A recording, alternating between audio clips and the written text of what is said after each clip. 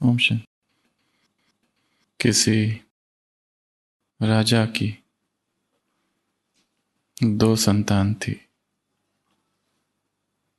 वो दोनों ही जुड़वे थे। राजा वृद्ध हो चुका था। किसी एक को उत्तराधिकारी बनाना था, परंतु दोनों की उम्र, योग्यता, पराक्रम, सामर्थ्य समान था। दुविधा में राजा शहर के बाहर एक संत से मिलने जाता है,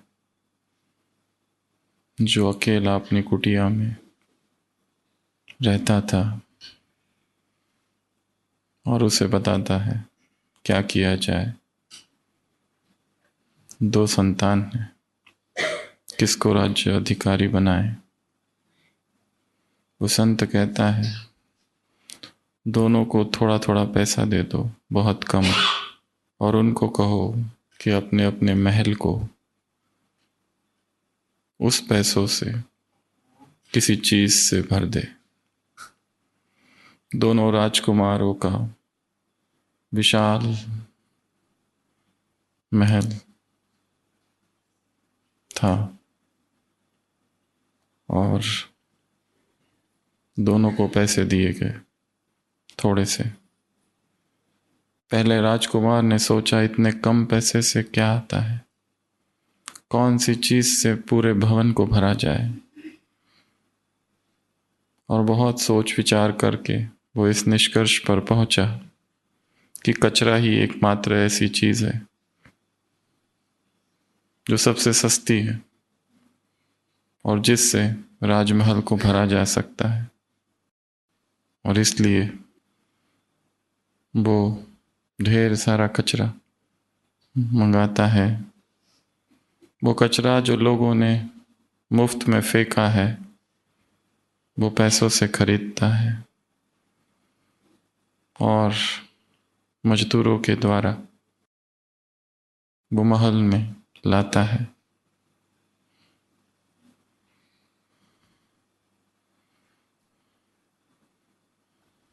कचरा लगभग मुफ्त ही था, परंतु कचरे को ढोने के लिए बहुत ऊर्जा लगती है।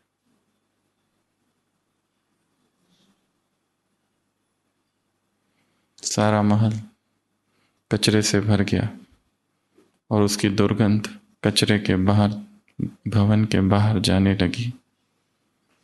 जब भीतर कचरा भरा हो तो बाहर दुर्गंध फैलती है।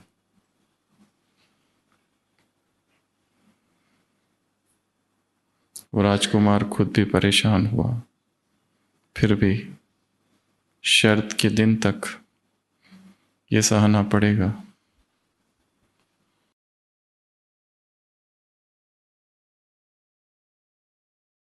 दूसरा राजकुमार देखता है अपने भाई को और सोचता है, ऐसा कचरा भरने से तो रिक्त रहना ही अच्छा है। ऐसा कचरा भरने से तो हार जाना ही अच्छा है। वो कुछ भी नहीं सोच पाता क्या करूं। और जब अंतिम दिन आता है प्रतियोगिता का, उसी संत के पास जाकर पूछता है, मुझे क्या करना चाहिए। वो संत कहता है, मैं क्यों बताऊं, जाओ जाकर देखो बाहर। सुबह का समय था। राजकुमार बाहर आता है, सूर्योदय हो रहा है।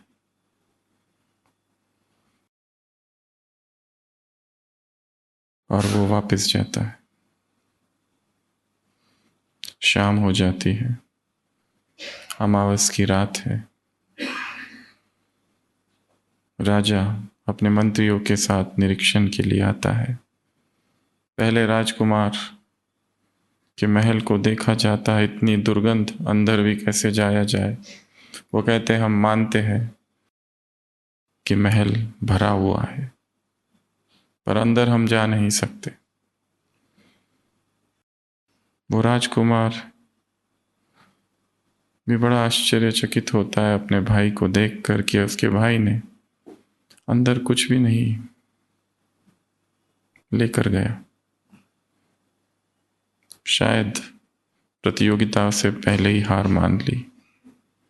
राजा और मंत्री दूसरे राजकुमार के भवन के पास आते हैं।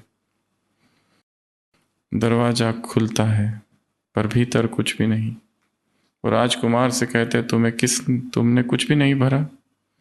वो कहता है भरा है, आंखें खोल कर देखिए। राजा और मंत्री देखते हैं, चारों तरफ दिए ही दिए हैं और चारों तरफ प्रकाश ही प्रकाश है। और उसने पूरे भवन को दियों से भर दिया था। वो दिए भी मुफ्त थे, वो तेल भी महल का ही था, आग भी, पैसा उसका बचा था।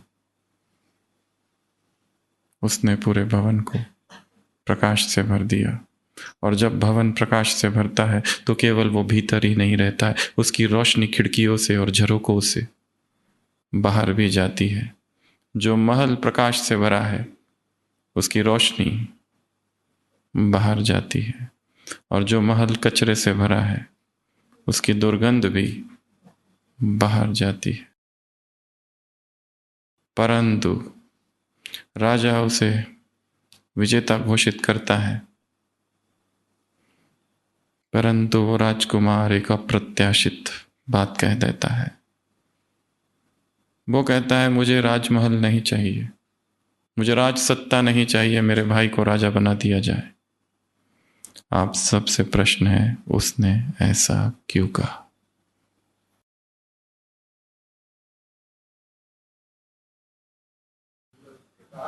वो कहता है मुझे कुछ भी नहीं चाहिए, राजा मेरे भाई को बना दिया जाए। उसने ऐसा क्यों कहा? आत्मा।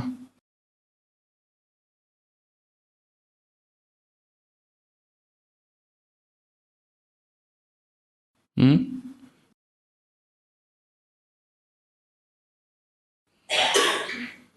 वो कहता है अब मुझे ये महल भी कचरा ही नजर आने लगा है, अब मुझे ये राजभाग्य भी कचरा ही नजर आने लगा है, और अब मुझे उस रोशनी की तलाश है। जैसे महल को इस रोशनी ने भर दी, वैसे मेरे जीवन को कौन सा प्रकाश भरेगा? उस प्रकाश की मुझे खोज है, उस प्रकाश से ही मुझे इस अपने जीवन को भरना है। स्वयं के जीवन को जब हम प्रकाश से भरते हैं, तब वो प्रकाश केवल भीतर नहीं रहता, उसकी रोशनी भी चारों तरफ फैलती है। हमने अपने महल को किससे भरा है?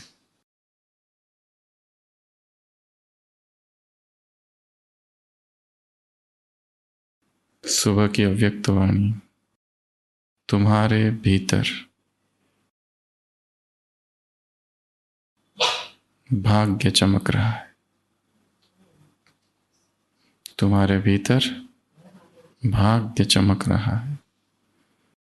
क्या हमने अपने जीवन को भाग्य की रोशनी और प्रकाश से इतना भर दिया है कि वो भाग्य, वो प्रकाश, वो रोशनी बाहर फैले और दूसरों को भी भाग्यवान बना दे? भाग्य की तुलना मुरली में आज प्रकाश से, रोशनी से और चमक से की गई है। हमने क्या भरा है? वो राजकुमार कहता है रिजेक्ट, मुझे नहीं चाहिए, आई रिनाउंस, क्योंकि मुझे सब कुछ कचरा ही नजर आ रहा है और मुझे खोज है रोशनी की, और मुझे खोज है उस प्रकाश की। उस प्रकाश से जीवन को भर देना, जहां कोई संशय न रहे, जहां कोई भय, कोई दुख, कोई दर्द, कोई पीड़ा, कोई कॉम्प्लेक्स, न बचे। तो आज सुबह की अव्यक्त वाणी पहले आप बताएंगे बाबा ने क्या क्या कहा, किसको क्या क्या याद है या पसंद है। टेंशन फ्री और स्वराज्य अधिकारी और अविनाशी बाप दे रहा है। क्या दे रहा है अविनाशी? खजाना। खजाना, प्राप्तियां और मुरलियों में 3 शब्द आते हैं हमेशा। एक है प्राप्तियां, एक है भाग्य, एक है खजाना। FAT, fat, Fortune, attainment, treasures. The moment you become Brahmin, you get fat. और क्या कहा? मनसा सेवा। अपना क्या करो? टाइम फिक्स करो। क्यों फिक्स करो? क्योंकि आत्माएं बहुत दुखी है। आत्माओं के दुख दूर हो जाए, उनके मन में जो भय है, उनके मन में जो पीड़ा है, जो दर्द है, वो दूर हो जाए। यह शुभ संकल्प। और प्रकृति को क्या? प्रकृति ने तुमने प्रकृति को तंग किया है, तो प्रकृति भी तुम्हें तंग करेगी। ये मुरली कब की है? 2011 की। एक इंडेक्स होता है एनवायरमेंटल EPI इंडेक्स। 2010 में भारत 123 नंबर पर था, अभी 186, अर्थात पोल्यूशन बहुत बहुत बढ़ चुका है। Global environmental index. और क्या कहा? स्व और सेवा का क्या करो? बैलेंस। और प्राप्तियों को याद करो सदा। और तुम कौन हो? शिव शक्ति है। शक्तियों का शिव आया है। शक्तियों का शिव आया है। सर्व समस्याओं का समाधान है राजा बन जाओ। जो अपने मन के महाराजा यहां बनेंगे, वो वहां विश्व महाराजा बनेंगे। कौन कौन सी कहां कहां रेखाएं देखी? नाक में कौन सी देखी? उंगलियों में कौन सी देखी? और पेट में कौन सी देखी? अच्छा, ये नहीं देखी, फिर कौन सी देखी? पैर में, पद्मों में, कदम, हाथों में ज्ञान का खजाना, मुख में ज्ञान के खजान, ज्ञान की रेखा, दिल में दिलाराम के लवलीन की रेखा, मस्तक में चमकते हुए सितारे, नैनों में स्नेह की रेखा। किसने देखी? कौन सा बाप? मुरली की शुरुआत कहाँ से है? आज dash dash dash great great great grandfather. और क्या है आज की मुरली में? कारण नहीं निवारण मुरली में आया ये। और स्व और सेवा का बैलेंस हो गया। चलन से सेवा, चेहरे से सेवा, मनसा से सेवा। बच्चों में राजा देखते हैं। और समय और संकल्प सफल करो। और टू लेट में टूलेट में आने वालों के लिए जो डबल, जो न्यू कमर्स है, last so fast so first. और सेंटर को, ब्राह्मण परिवार को क्या बनाना है? निर्विघ्न। और माया जीत, प्रकृति जीत, मन जीत, जगत जीत। और टेंशन फ्री, दृढ़ संकल्प। दृढ़ संकल्प क्या है? दृढ़ता सफलता की चाबी। और पटरानी बनना नहीं है, पटरानी हो। अंतिम टर्न है। शांतिवन क्या बन गया है? मल्टीपल गीता पाठशाला है। 28,000 लोग आए हैं। तो सभी कहाँ बैठे हैं? सभी पट्ट राजा और पट्ट रानियां हैं। और दृढ़ प्रतिज्ञा करके जाओ, नो टेंशन टेंशन। खुशी, तकलीफ भी अनुभव ना हो। और अमृत वेले का महत्व, संगम युग ही अमृत वेला है। और ये दुनिया आने वाली है सवेरा। और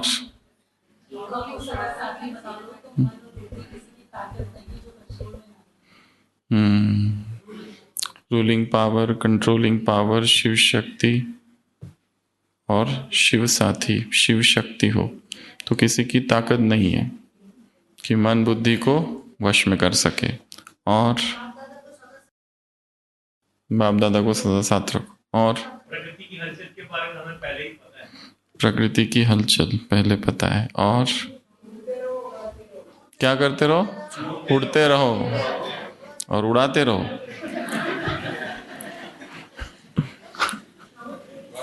कौन सा वाला उड़ाते रहो? उड़ाते रहो।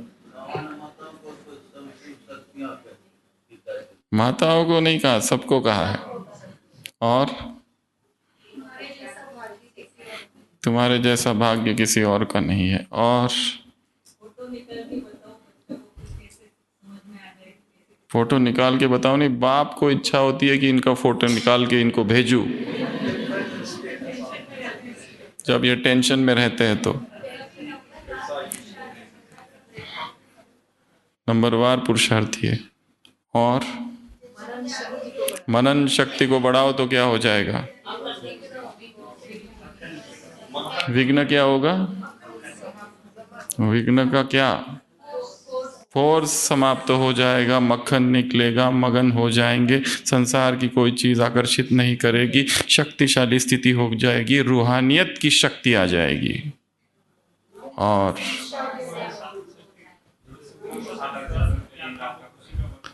खुशी का वरदान दो मनता शक्ति से। और सहज योगी बनो। ठीक है। और मन बुद्धि संस्कार को के राजा बन जाओ। और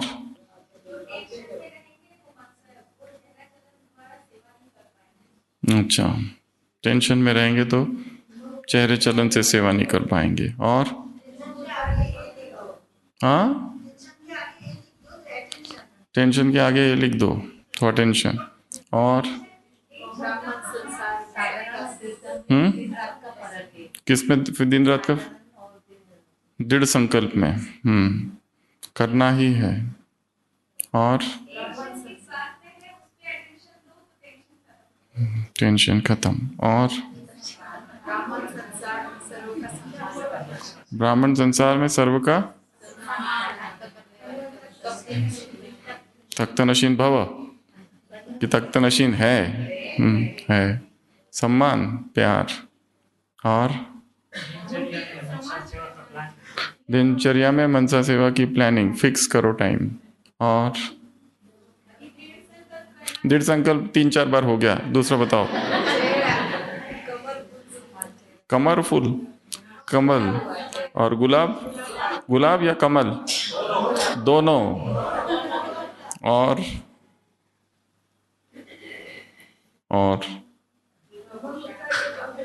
गुमा गुस्सा के पंख। और सच्चे वैष्णव कौन है?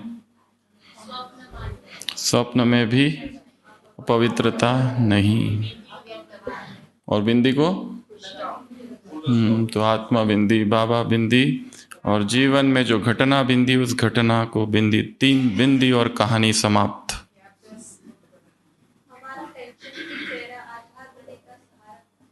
टेंशन फ्री चेहरा। संसार में लोग स्ट्रेस मैनेजमेंट सिखाते हैं, बाबा स्ट्रेस मैनेजमेंट नहीं सिखाते, बाबा स्ट्रेस फ्री माइंड सिखाते हैं। और रूलिंग पावर, कंट्रोलिंग पावर, उससे बाहर निकलो। और मनसा सेवा का टाइम 3 बार फिक्स हो चुका है, और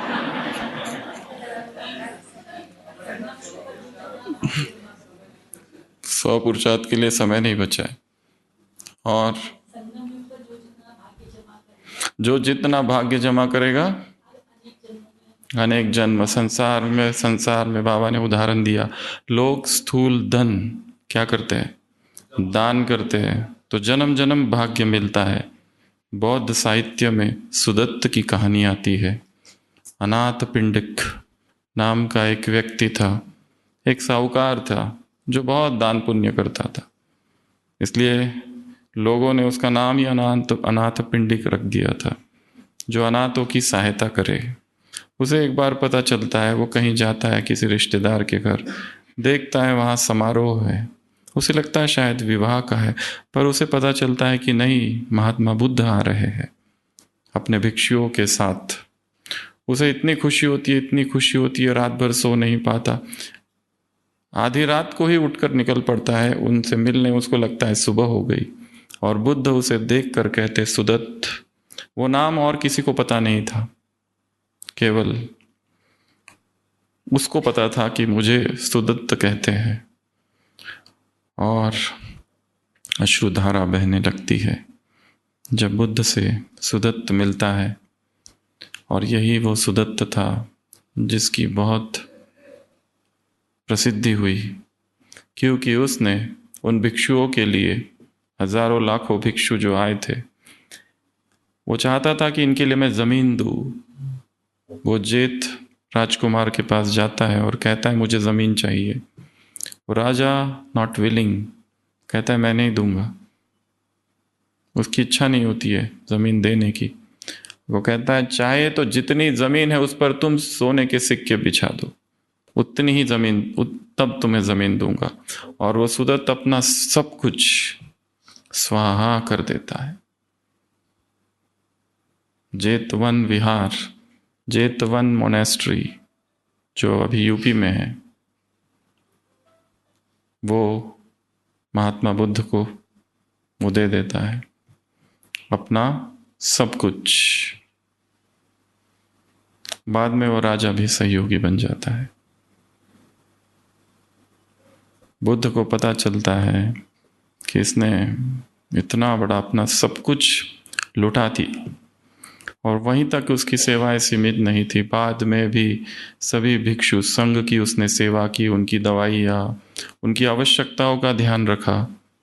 वो सन्यासी नहीं बना, वो गृहस्थ में ही रहा, परंतु उसका धन, उसकी सारी कमाई धर्म के काम में लग गई, और बहुत बड़ा भाग्य उसने जमा किया। और क्या कहा? राजस्थान की धरनी पसंद है। और क्या कहा राजस्थान वालों को? मधुबन, मधुबन, जहां हम जाए वो स्थान मधुबन बन जाए। मधुबन विदाउट मधुबन का अनुभव। मधुबन स्थूल केवल नहीं है, उस सूक्ष्म मधुबन को अपने भीतर बसाना है। जहां हम रहे वो मधुबन हो, अपने ही भीतर अदृश्य मधुबन हो। और भी कुछ कहा? क्या विशेषता है? अंदर बाहर साफ, दिल साफ है तो हजूर हाजिर है। और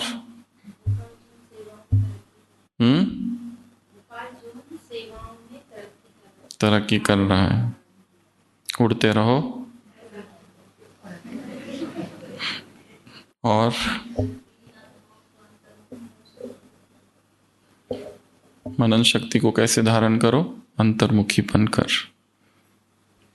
अंतर्मुखी बनो, मनन करो, मक्खन निकलेगा, मगन अवस्था हो जाएगी। और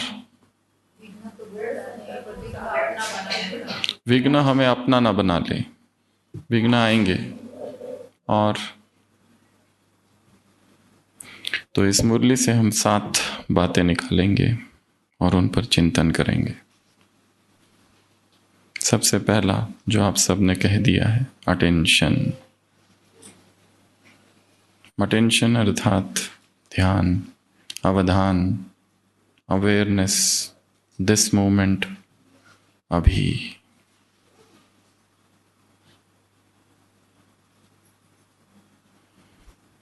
चार साधक एक झील के तट पर बैठे हैं और सूर्यास्त को देख रहे हैं। कोई पूछता है, अगर आज रात ही आपकी मृत्यु हो जाए तो आपकी कौन सी इच्छा है? पहला कहता है कि मुझे किसी से प्रेम था, उससे जाकर मिलूंगा। दूसरा कहता है मुझे सारी दुनिया घूमनी थी, वो इच्छा रह गई, बीच में संन्यास ले लिया। तीसरा कहता है इस जीवन में मैंने जितने पाप किए, मुझे उन सब का पश्चाताप करना है। चौथा कुछ नहीं कहता है। यात्री चौथे से पूछता है, आप क्या करोगे? वो कहता है, मैं सूर्यास्त देखता रहूंगा।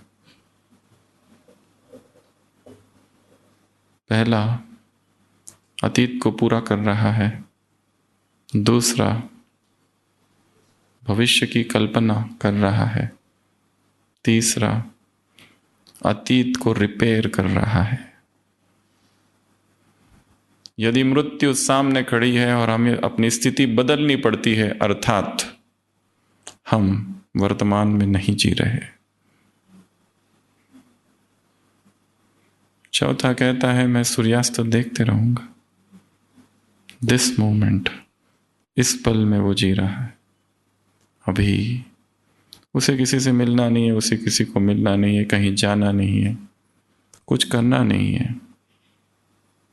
वो अभी है, इस पल है, यहाँ है।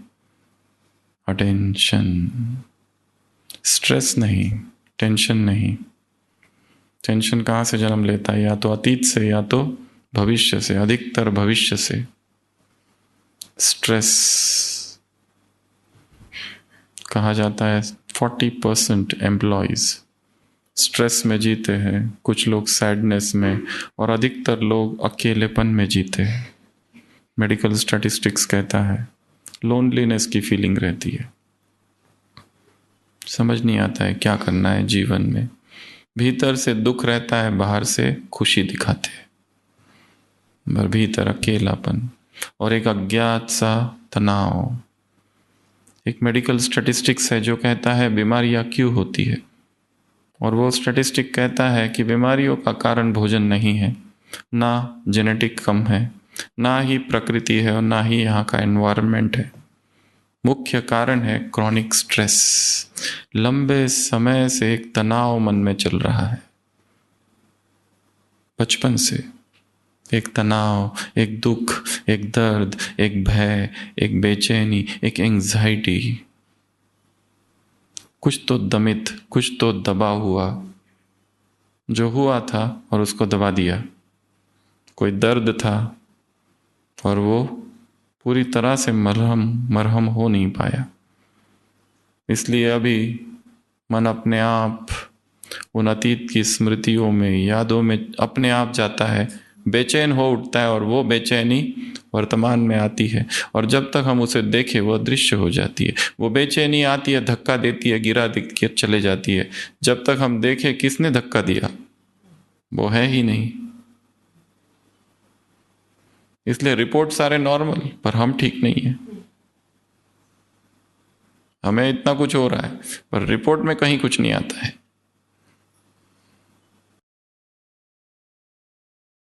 क्योंकि समस्या शरीर की है ही नहीं, वो मन की है। वो साइकी की है, साइकोलॉजिकल है। और यही क्रॉनिक स्ट्रेस बाद में बीमारियां बनता है, कमजोरी बनती है, पूरे शरीर में दर्द, पर रिपोर्ट में कहीं कुछ नहीं। अचानक आंख खुलती है, बेचैनी, धड़कन, डर। किसका डर? वो दिखाई नहीं देता, सब अज्ञात। और जब ऐसी अवस्था हो तो रुकने की आवश्यकता है, स्वयं स्वयं को देखने की आवश्यकता है। कौन सा फैक्टर है, कौन सी अतीत की घटनाएं हैं, बचपन की यादें हैं या घटनाएं हैं, या कौन सा भविष्य का स्ट्रेस है जिसने हमें पकड़ा है। अटेंशन अर्थात अवेयरनेस, अर्थात माइंडफुलनेस, अर्थात होश, अर्थात जागृति, अर्थात चौकन्ना, चौकस, प्रतिपल सजग, इटरनल सजगता। यह अविनाशी सजगता ही राजयोग है। जब हम जगे हुए हैं, बेहोश होते ही गलतियां चालू होती है अपने आप।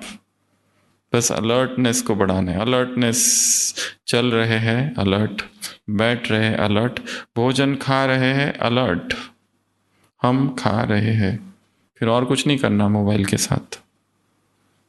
ईट when you eat, drink when you drink, walk when you walk, sit when you sit.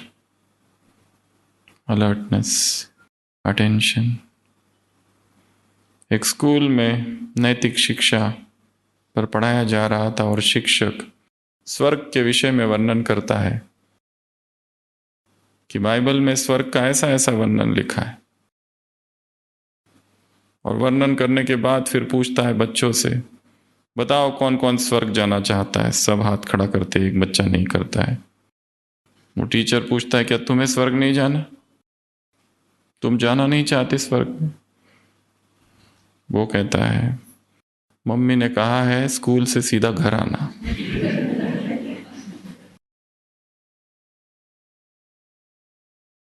Alertness, ये भी सजगता ही है। भविष्य किसने देखा है? अभी ये काम है।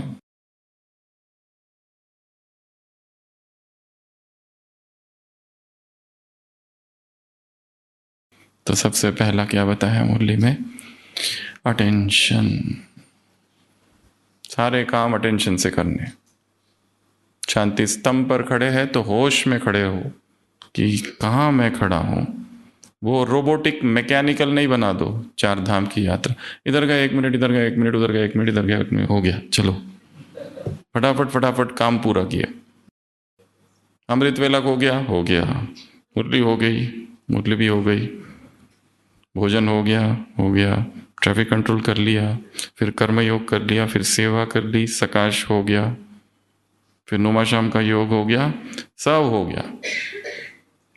पर बाबा से मिलन नहीं हुआ, बस बाकी सब हो गया। क्योंकि सारे कर्म बेहोशी में किए जा रहे हैं। Awareness, alertness.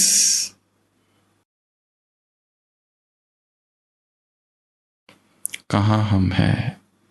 बाबा के कमरे में जाओ तो सोचो, ये संपूर्ण ब्रह्मा सूक्ष्म वतन में है। संपूर्ण ब्रह्मा अर्थात संपूर्ण निर्विकारी। और ऐसे निर्विकारी ब्रह्मा सूक्ष्म वतन में जो है, उसमें शिव बाबा की प्रवेशता हुई है। बाप दादा सम्मुख है। मैं भी फरिश्ता स्वरूप में हूं।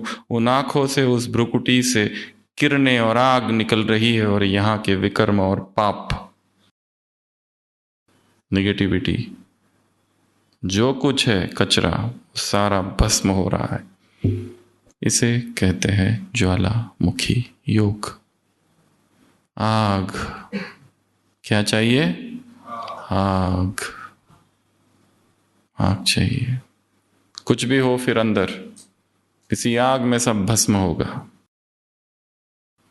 सारी अपवित्रता भगवान के 100 वर्ष की शिक्षाओं का मूल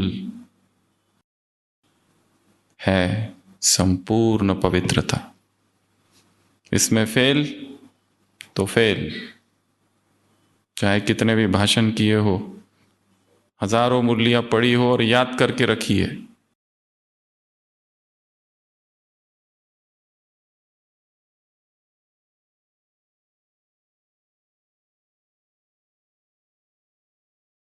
तो सबसे पहला है अटेंशन, दूसरा भाग्य। क्या कहा भाग्य के लिए? वो सारी बातें, यहाँ ये देख रहे, वहां वो देख रहे, यहाँ ऐसा देख रहे, वहां वैसा देख रहे। अपने भाग्य का नशा, अपने भाग्य को प्रकाश बना देना, अपने महल को भाग्य के प्रकाश से भर देना, ताकि वो प्रकाश बाहर फैले, रोशनी बाहर फैले। अपने भाग्य का गुणगान कि हम कितने भाग्यशाली हैं कि इस समय मधुबन में बैठे हैं, इस पावन भूमि में है, इस दिन, इस समय, आज और यहाँ। संसार में कितनी हलचल चल रही है चारों तरफ, और हम यहाँ हैं। ये कैसा अवसर है, ये कैसी अपॉर्चुनिटी हमको मिली है। यूनान में एक मूर्ति थी, वो मूर्ति तो डिस्ट्रॉय कर दी है लोगों ने, पर उसके उसका अभिलेख जो लिखा है, उसमें उस मूर्ति का वर्णन है। मूर्ति का नाम है अपॉर्चुनिटी, अवसर। यात्री उस मूर्ति से पूछता है, तुम कौन हो? मूर्ति कहती है, मैं हूं अवसर। तुम्हें किसने बनाया? वो कहती है, एक शिल्पकार ने बनाया। लिजिपस नाम का एक शिल्पकार था, उसने मुझे बनाया। फिर यात्री पूछता है, तुम ऐसे अपने पंजों पे क्यों खड़ी हो? वो कहती है, मैं अपॉर्चुनिटी हूं, अवसर। ज्यादा समय एक जगह नहीं टिकती, ऐसे पंजे पर खड़ी हूं। यात्री पूछता है, ये पंख किस लिए? वो कहती है, मैं कभी भी उड़ जाऊंगी। यात्री पूछता है, तुम्हारे बाल इतने लंबे लंबे क्यों है? ये मूर्ति आप देखना, मिलेगी आपको, बहुत सुंदर मूर्ति है। बाल लंबे इसलिए कि कोई लोग मुझे पकड़ सके, क्योंकि मैं अवसर हूं। अच्छा, पर जो बाल लंबे हैं पर पीछे गंजा क्यों है, टकला? वो कहता है, अगर मैं छूट गया, एक बार चली गई, तो ये हाथ में आएगा फिर। सुंदर मूर्ति का वर्णन है। मूर्ति का नाम है अवसर, मूर्ति का नाम है अपॉर्चुनिटी। ये मौका मिला है, ये अवसर मिला है, ये समय हमको मिला है स्वयं को भरने का, स्वयं के महल को प्रकाश से भरने का, रोशनी से भरने का, दिव्यता से भरने का, पवित्रता से भरने का। सेवा का अवसर मिला है मधुबन में, कितना बड़ा भाग्य है। तो अपने भाग्य के गुणगान एकांत में गाओ। भाग्य, भगवान देख रहा है तुम्हारी आंखों में। ये क्या वास्तव में आंखों में प्रेम है या घृणा है किसी के लिए? क्या वास्तव में हृदय में दिलाराम है या कोई और? ऊपर से मेरा बाबा, अंदर से मेरा रावण। मेरा रावण आ गया। रावण से परेशान भी है, पर उस रावण से प्रेम भी बहुत है। भीतर ही भीतर उससे प्यार करते हैं, उसको छोड़ना नहीं चाहते।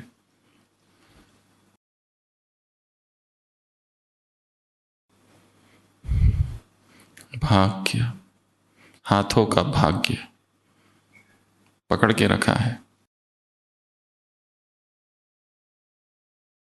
कुछ नहीं हाथ आएगा, सब चला जाएगा। अपने धन को भी सफल करना है। कामिनी, कांचन, कीर्ति, ये 3 प्रकार की माया गिनाई है। कामिनी अर्थात केवल स्त्री नहीं, कामना। कांचन अर्थात पैसा। सारा खेल पैसों का है। पैसा पैसा पैसा पैसा पैसा। हम चले जाए तो जो पैसा है, क्या उसका होगा? इसलिए इस यज्ञ में बहुत सुंदर विधि है। विल लिख के जाते हैं लोग, हमारे पास आते हैं, हमें विल लिखनी है। उससे पहले एक चेकअप करना है, ये करना है, वो करना है, विल लिख देते हैं। हम तो चले जाएंगे कभी भी, फिर पता नहीं ये लौकिक वाले पैसों को कहाँ नरक में लगा दे, इसलिए ये श्रेष्ठ कार्य में लग जाए। इसलिए कई लोग जाने से पहले अपनी वसीयत बना कर जाते हैं कि जीवन जब तक हम हैं तब तक भी इस धन पवित्र धन हो और जाने के बाद भी पवित्र ही रहे। पाई पाई को सफल करना है। हमारा धन किसकी याद में कमाया जा रहा है, किस चेतना के साथ कमाया जा रहा है, और हम उसका क्या कर रहे हैं। जैसे भोजन का भोग लगता है, जैसे भोजन को चार्ज करते हैं, उसी तरह धन को भी चार्ज करो और धन का भी भोग लगाओ, ताकि वो ईश्वरीय सेवा में सफल हो, ना कि व्यर्थ के खर्चों में, ना कि केवल अपने हेल्थ में, महान कार्यों के लिए। तो दूसरा बताया भाग्य, तीसरा सी कंट्रोल, स्वराज्य अधिकारी। उसमें एक शब्द बाबा ने जोड़ा है, अधीनता नहीं, कोई डिपेंडेंसी नहीं। स्वराज्य अधिकारी, कर्मेंद्रियों के राजा। उपाय बताया है, शिव शक्ति हूं, शक्तियों का शिव आया है। अधीनता समाप्त करनी है। अधीनता कई प्रकार की है। सबसे पहली अधीनता है फिजिकल। इतने कमजोर हम ना बन जाए कि किसी का सहारा लेना पड़े, चाहे बुढ़ापे में या बीमारियों में। इसलिए अपने शरीर को इतना स्वस्थ रखो कि लास्ट तक बैसाखी ना लेना पड़े। Physical dependency. मेंटल डिपेंडेंसी, अपनी बुद्धि को इतना शार्प बनाओ, उस पर काम करो, इंटेलेक्ट पर। कुछ काम दिया तो भागते हैं, कैसे करें। भाषण देना है, दूसरों को पूछते बताओ जरा क्या भाषण देना है, क्या लिखना है, तुम बताओ। बुद्धि का काम दिया तो दूसरों के पास भागते। खुद चिंतन करो। बाबा ने क्या कहा, मनन। मनन से मक्खन निकलेगा, मनन से मगन होंगे, मनन से स्थिति शक्तिशाली होगी, मनन से विघ्नों का प्रभाव फोर्स समाप्त होगा। रोज की मुरली से चिंतन करो। Intellectual, mental dependency. फिर इमोशनल डिपेंडेंसी, हमारे मूड का रिमोट दूसरों को दिया है। राजयोग अर्थात रिमोट वापसी। दूसर से वो बटन दबाता है तो हम दुखी होते हैं, वो बटन दबाता है खुश तो हम खुश, वो बटन दबाता है दुखी तो हम दुखी।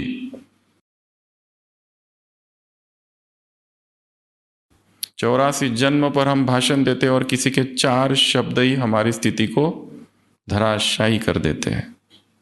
इतना वो शक्तिशाली हो गया।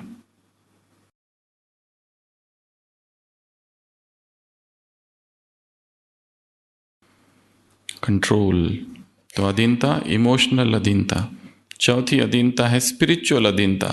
जब सब पुरुषार्थ करते हैं तब हम पूर्ण करते हैं। जब मधुबन में भट्टियां होती है तब पुरुषार्थ होता है। मधुबन में आते हैं तब पुरुषार्थ होता है, वहां जाने के बाद समाप्त। मधुबन पर भी डिपेंडेंसी है, सार्वजनिक भट्टी पर डिपेंडेंसी है, यह भी एक निर्भरता है। अधीनता है समाप्त। मुख्य रूप से ये 4 है, शारीरिक, मानसिक, भावनात्मक और आध्यात्मिक। पुरुषार्थ अकेले का मार्ग है। ये सब करेंगे तो हम करेंगे, हम साथ साथ पुरुषार्थ करेंगे। हम साथ साथ नहीं होता है, मैं अकेला। साथ साथ एक अलग है। संगठन का अपना महत्व है। वास्तव में संगठित योग होता नहीं है, योग हमेशा व्यक्तिगत ही होता है। संगठन से ऊर्जा मिलती है, शक्ति मिलती है, वातावरण चार्ज होता है, पर यात्रा तो अकेले की ही है। इसलिए हम साथ साथ हाथ पकड़ के चलेंगे, दोनों गड्ढे में गिरेंगे।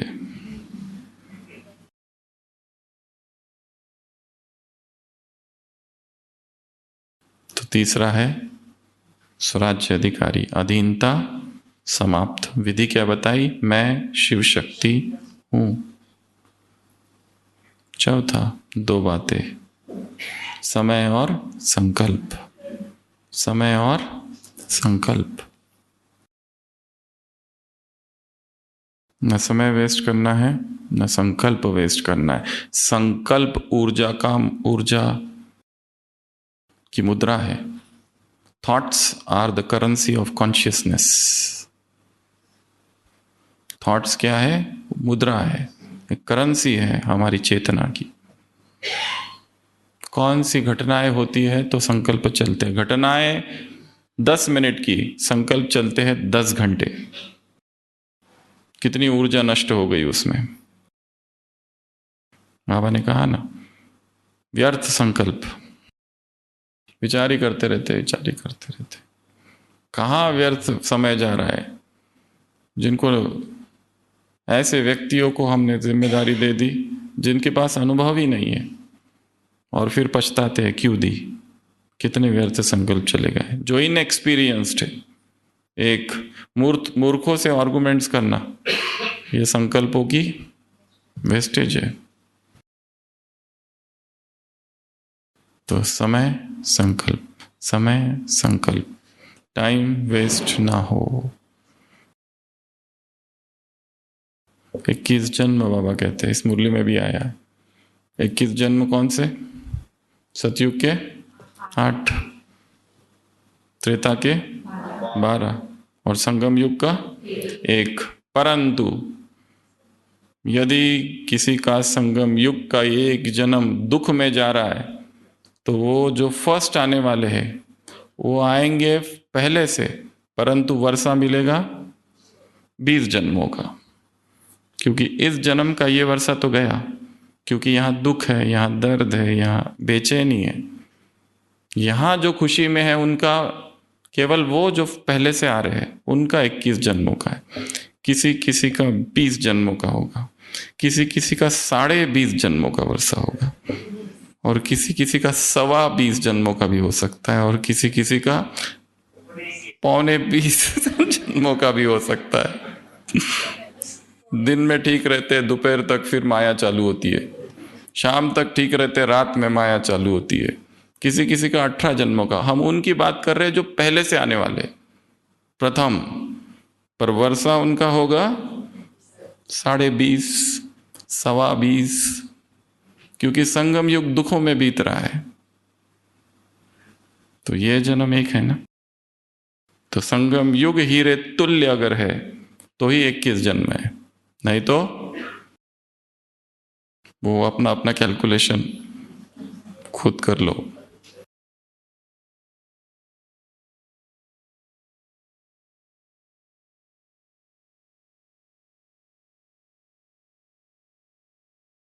एफर्ट, इस मुरली में तीव्र पुरुषार्थ एक बताया है। सेकंड में बिंदी, फुल स्टॉप, इसकी अभी आवश्यकता है।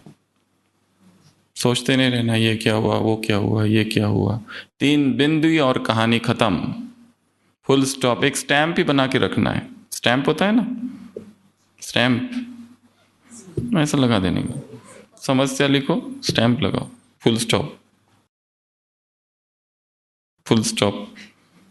कब तक खींचते रहेंगे उसको? Full stop.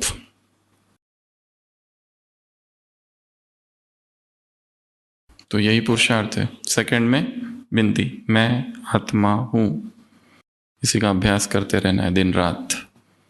मैं आत्मा हूं, मैं आत्मा हूं, बिंदी हूं, पॉइंट हूं, स्टार हूं। और कोई साधना ही नहीं है, यही एकमात्र सबसे पावरफुल साधना है। अगला है एफ, टाइम फिक्स करना है। किसके लिए? मनसा सेवा के लिए। क्योंकि आत्मा बहुत दुखी है। संसार में भ्रष्टाचार, पापाचार, अनाचार बढ़ रहा है, दिन रात बढ़ रहा है। अभी जो वर्तमान में जो महाराष्ट्र में बहुत ज़्यादा सुर्खियों में है, एफडीए के जो न्यू कमिश्नर आए हैं, तुकाराम मुंडे, 3 मास में उन्होंने 3,000 से ज़्यादा रेड, उसमें से कितने तो भी रेस्टोरेंट, 50 से 56 से ज़्यादा रेस्टोरेंट्स के लाइसेंस कैंसिल कर दिए। सबसे ज़्यादा मिलावट जो पाई गई है दूध में पाई गई है, डिटर्जेंट क्या क्या उसमें डाला हुआ। कितना सारा पनीर जो मिला उसको बुलडोजर से नष्ट कर दिया गया। लाखों, लगभग 56 करोड़ की सामग्री जब्त कर दी गई। 3 मास में 3,000 से ज़्यादा रेड, अर्थात एक एक दिन में 20-20, 30-30 रेड अलग अलग पूरे महाराष्ट्र में और सारे भारत में चल रहा है। सब जगह गड़बड़ है, सब जगह एडल्ट्रेशन है। वो 20 साल का, उनका 21 साल का करियर है, 25 बार तो ट्रांसफर हो गई, अर्थात एक जगह केवल 10 मास। उनको एक प्रश्न पूछा गया, आपको क्या लगता है सरकार आपको तंग करती है? वो कहती है नहीं, मैं इसे अलग रीति से देखता हूँ, ये जो मेरी इतनी ट्रांसफर हुई है, मुझे ज़्यादा सीखने को मिला अलग अलग जगह पर। हर जगह जाओ, फिर से बच्चे की नया नया स्कूलों में एडमिशन करते रहो, पर मुझे सीखने को मिला। डर नहीं लगता? कहते हैं मैं क्यों डरूं, मेरा काम है, मैं गवर्नमेंट सर्वेंट हूं। तो चारों तरफ भ्रष्टाचार, पापाचार, अनाचार, अशुद्धि, एडल्ट्रेशन। 1,60,000 लीटर दूध कंटेमिनेटेड पाया गया, और बहुत सारे आंकड़े हैं ऐसे। तो संसार में ये सब चल रहा है, तो हमें क्या करना है? बाबा ने कहा टाइम फिक्स करो और किरणें फैलाओ। कितनी बार फैलाएंगे? 3 बार, अमृत वेला, नुमा शाम और दोपहर में 1 बार। अगर रेस्ट करते हैं उस समय बैठो और किरणें फैलाओ चारों तरफ।